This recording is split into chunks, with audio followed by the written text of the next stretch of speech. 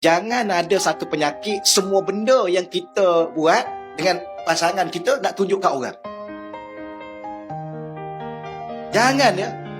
Dia makan pun bersuap nak tunjuk kat orang, berjalan pimpin tangan nak tunjuk kat orang. Ingat dia seorang ke pimpin tangan? Ya? Ingat suami dia je pandai suap, suami orang tak pandai nak suap.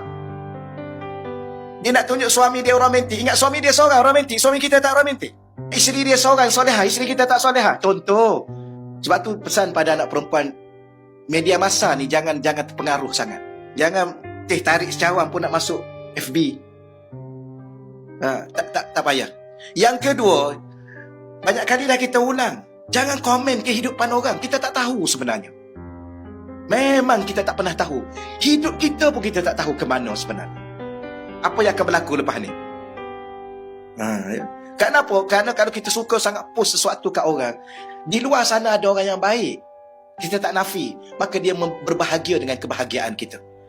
Maka dia bersyukur dengan kebahagiaan. Tapi ada orang dia dengki. Ada orang bukan setakat dia dengki, dia meluat. Akhir sekali dia pandang dengan pandangan lain.